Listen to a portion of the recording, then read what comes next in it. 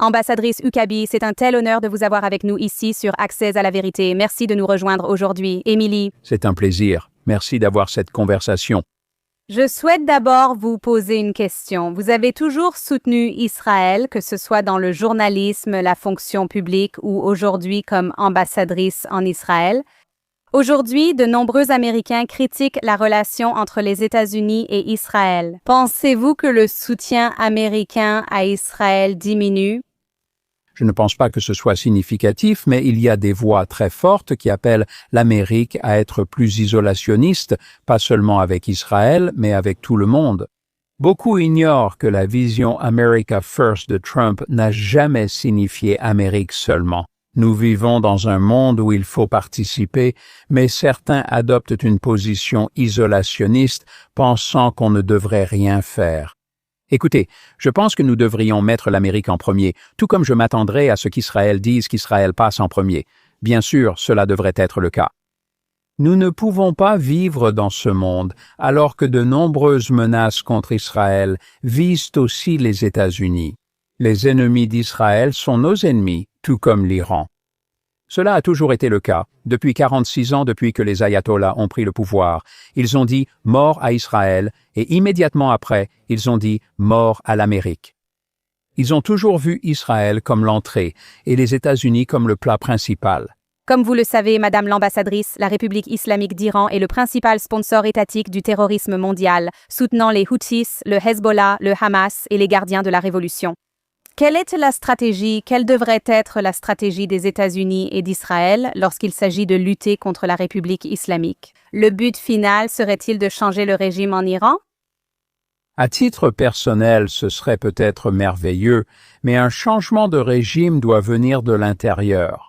La politique officielle des États-Unis n'est pas d'essayer de provoquer un changement de régime, car ce n'est pas notre affaire. Je pense que nous ne pleurerions pas si le peuple iranien renversait ce gouvernement horrible qui avait déjà renversé leur ancien gouvernement. Un gouvernement leur avait laissé une culture belle, moderne et parmi les plus avancées du monde. C'était un lieu de beauté, un lieu de modernité, c'était un lieu de liberté académique, de progrès médical. C'était un pays très puissant, riche et agréable. Les ayatollahs sont arrivés en 1979 détruisant Antiquité et étouffant l'art. Ils ont mis les femmes sous une poigne de fer et ont essentiellement retiré tous les droits des femmes qui jouissaient de merveilleux droits sous l'ancienne culture perse.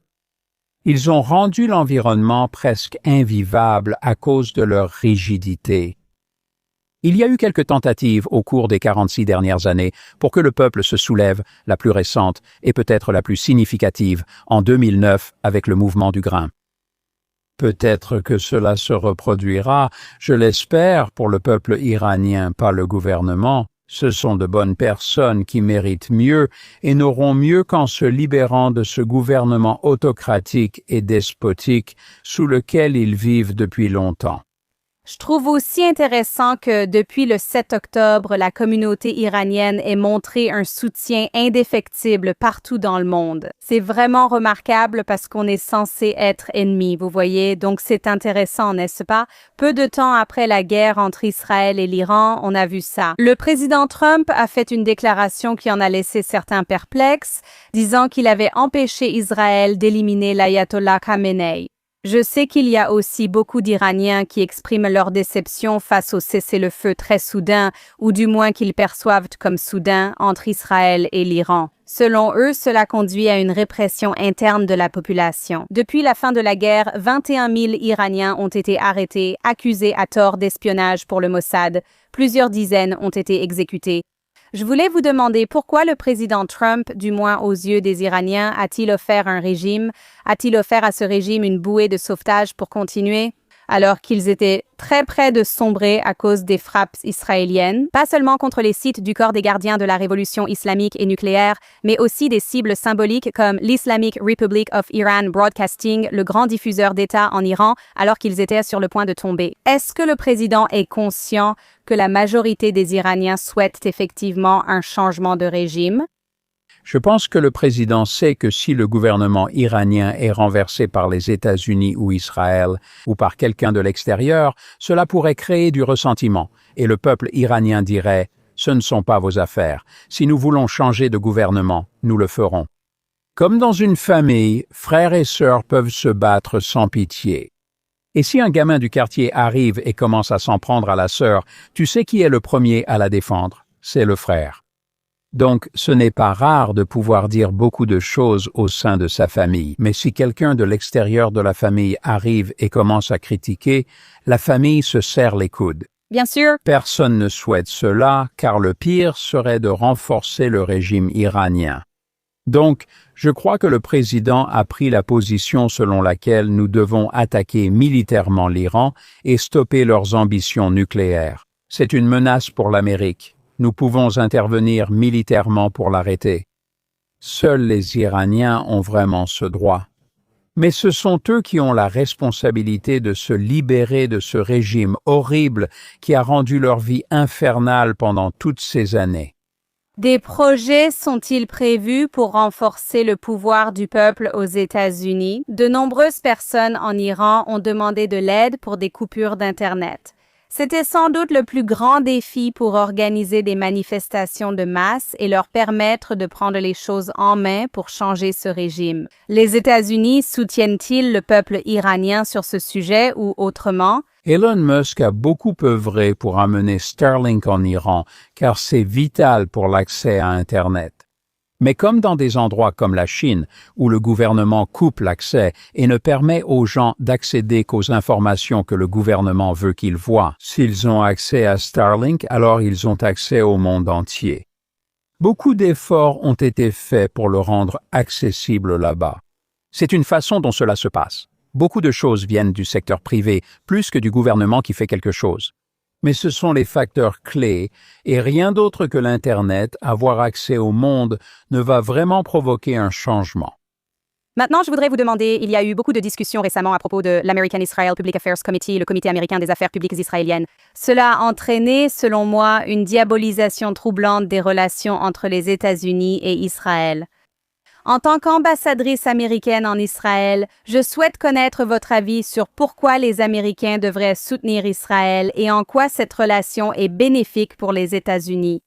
Je suis vraiment frustré quand j'entends des Américains dire « Oh, on fait tellement de choses pour Israël, on fait tout ça pour Israël ».